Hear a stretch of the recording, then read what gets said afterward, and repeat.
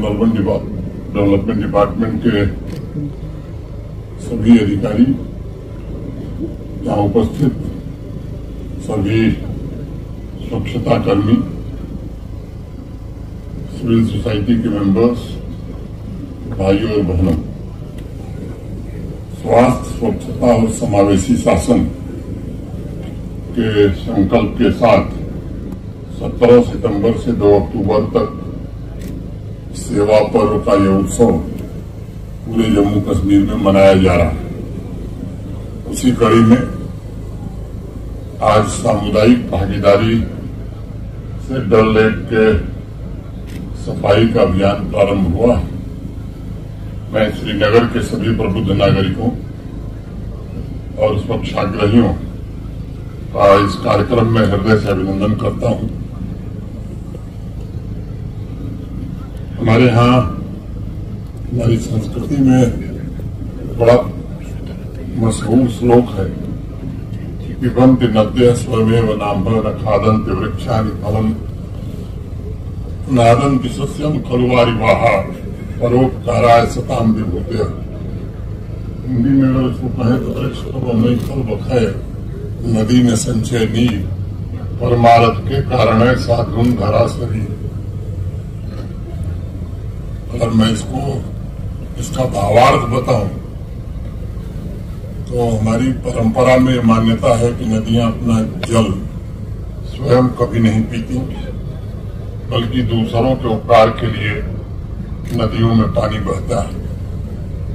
पेड़ स्वयं अपने फल को कभी नहीं खाते, बल्कि दूसरों के पेट भरने के लिए उन्हें फल देते हैं।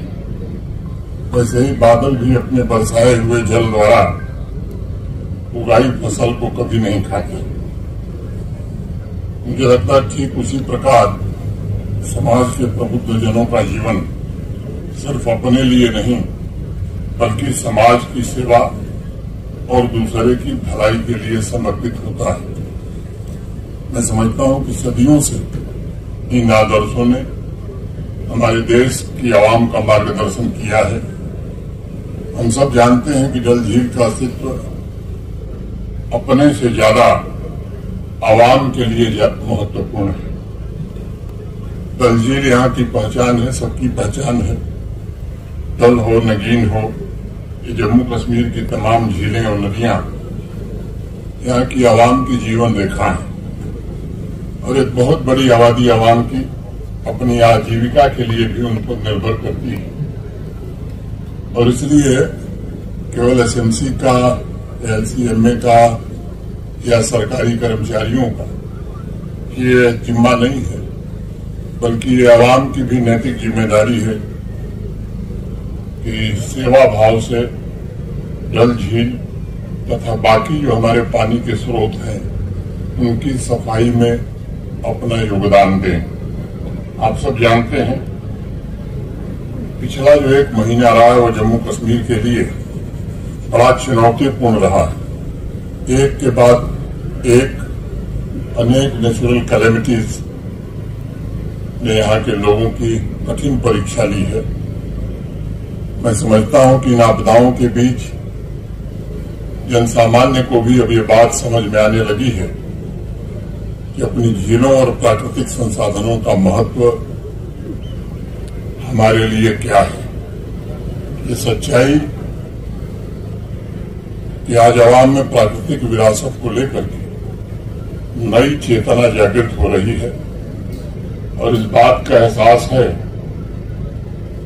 ये जो हमारे संसाधन हैं, इन संसाधनों पर मनुष्य का, आवाम का अधिकार बड़ा टेम्पररी है और इसलिए अब ऐसे चुनौतीपूर्ण समय में और महत्वपूर्ण हो गया है कि हम अपने जो नेचुरल रिसोर्सेस है, प्राकृतिक जो संसाधन है, उनके साथ तादात्म्य बनाकर, तालमेल बनाकर नए सिरे से जीना सीखें। जन भागीदारी की भावना से झीलों, नदियों और वाटर बॉडीज को उनके मूल स्वरूप, ओरिजिनल स्वरूप में लाने के प्रयास पिछले कई वर्षों से प्रारंभ हुए।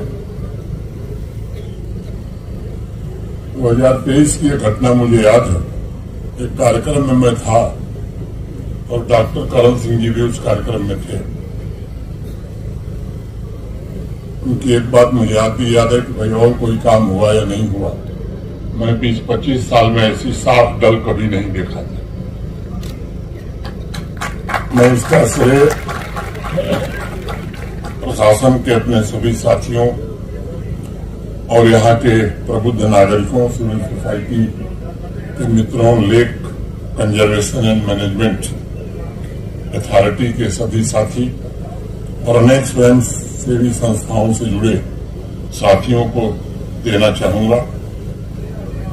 पिछले कुछ वर्षों में दल निगीन झील और इसके 337 वर्ग किलोमीटर कैचमेंट एरिया के संरक्षण के लिए मैं मानता हूं कि बहुत ही संवेदनशील ढंग से काम करने का प्रयत्न हुआ है। इस अभियान में झील के 1/3 हिस्से का पुनरुद्धार हो सका है और 6.5 वर्ग किलोमीटर क्षेत्र मोटे तौर पर ऐसा मुझे बताया गया है कि लिलीज मुक्त हो गया है। ये स्वाभाविक रूप से प्रसन्नता की बात है। डल झील का खुला विस्तार 20 वर्ग किलोमीटर से ज्यादा हो चुका है। इस कालखंड में lake conservation and management authority ने अनेक प्रोजेक्ट्स को पूरे किए हैं, जिससे डल के आसपास रहने वाले लोगों का जीवन रूपांतरित हुआ है। सभी हाउस बोट्स को सीवेज ट्रीटमेंट प्लांट से जोड़ने का प्रयत्न हुआ। भारत सरकार की अमृत योजना के तहत इस पर अभी भी काम चल रहा है। 306 करोड़ रुपए की लागत से सीवेज ट्रीटमेंट प्लांट की एक नई योजना पाइपलाइन में है। प्राइम मिनिस्टर्स डेवलपमेंट पैकेज के तहत integrated management of Dal and Nigeen ecosystem project launch करने की प्रक्रिया शुरू हुई है और 212 करोड़ की लागत वाले इस प्रोजेक्ट से न सिर्फ डल के आसपास रहने वाले निवासियों के जीवन में बदलाव आएगा, बल्कि मुझे लगता है कि यहाँ के टूरिज्म को भी एक नई गति मिलेगी। सामान्य रूप से आते जाते मैं भी देखता हूँ और आप सब भी देखते होंगे कि वर्ष भर lake conservation and management authority द्वारा डल निगीन के संरक्षण के लिए प्रयत्न हो रहे हैं।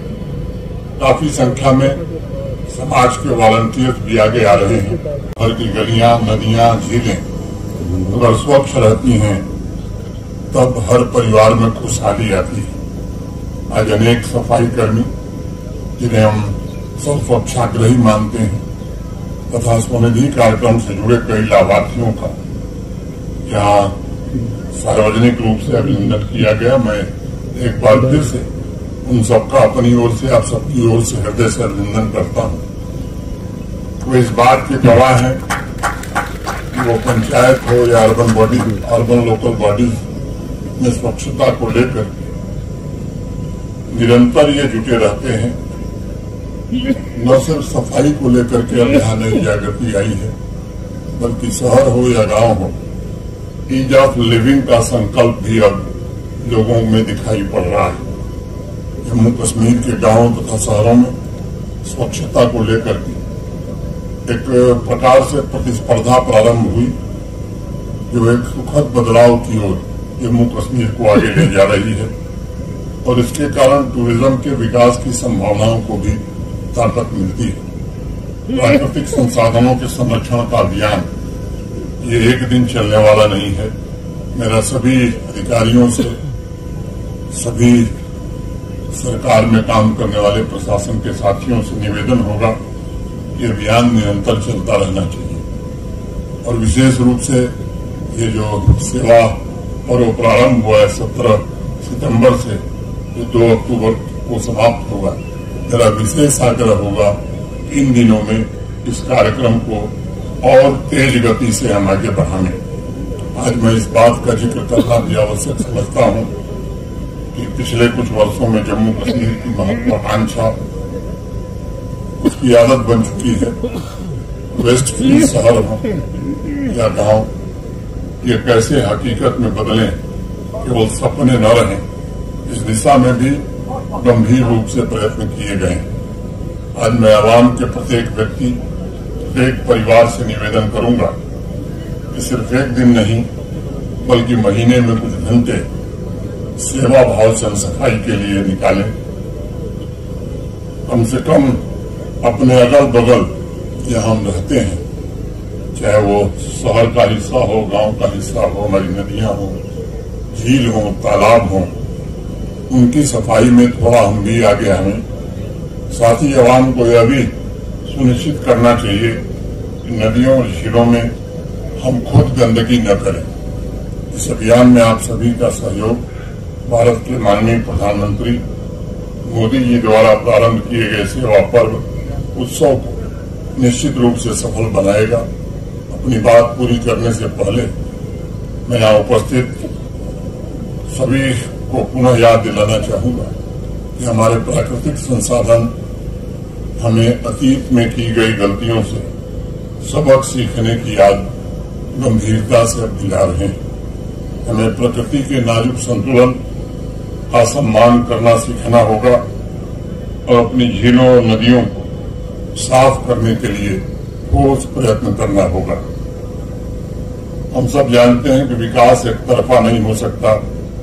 हमें आर्थिक विकास तो चाहिए ही, लेकिन अब आर्थिक विकास बिना पर्यावरणीय संसाधनों के समन्वित करने के बिना मुझे लगता है कि अधूरा माना जाएगा। और इसलिए जो इंक्रोचमेंट हो रहा है, प्रदूषण, क्लाइमेट चेंज और पानी के स्रोतों का अत्यधिक दोहन, ये हमारी नदियों और झीलों के लिए गंभीर खतरा पैदा कर रहे हैं और इसे केवल प्रशासन ठीक नहीं कर सकता है। हमें आवाम की सामूहिक ताकत से इन चुनौतियों को एड्रेस करना होगा। हमें नई पीढ़ी के लिए एक ऐसे भविष्य का निर्माण करना होगा जिसमें प्राकृतिक संसाधनों की प्रचुरता हो। हमें एक ऐसा भविष्य निर्मित करने के लिए आगे हमें आना होगा जहां नदियों झीलों को दोबारा से सम्मान और पूजने की परंपरा प्रारंभ हो। हमें ऐसा भविष्य निर्मित करना होगा जहां इकोनॉमिक ग्रोथ तो हुई ही, इकोलॉजिकल इंटीग्रिटी भी हमारी नीतियों में साथ साथ शामिल रहे। हमें ऐसा भविष्य निर्मित करना होगा जिसमें झीलें और नदियां अपने अस्तित्व के लिए आवाम पर निर्भर न हो, बल्कि आवाम खुद ये सोचे कि अपने अस्तित्व के लिए हम झीलों और नदियों पर निर्भर हैं। इन्हीं संकल्पों के साथ जम्मू कश्मीर के सभी झीलों, वाटर बॉडीज और नदियों के संरक्षण के लिए प्रशासन के सभी साथियों का भी और जम्मू कश्मीर की आवाम का भी आह्वान करता हूं।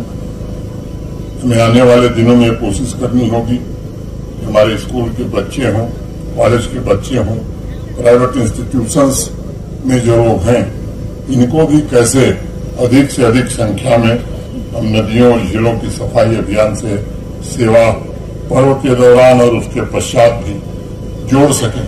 ये मुझे लगता है कि एक बड़ी सफलता होगी। या किसी एक व्यक्ति या संस्था या सरकार का कार्यक्रम न हो, बल्कि यह कार्यक्रम आवाम का कार्यक्रम बन सके।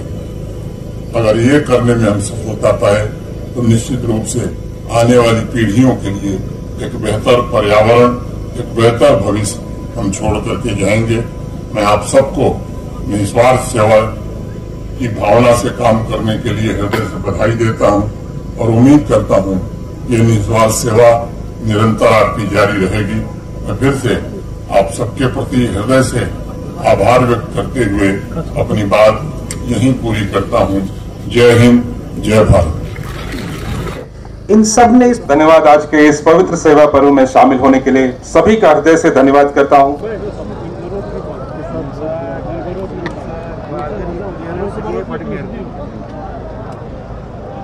Sir sir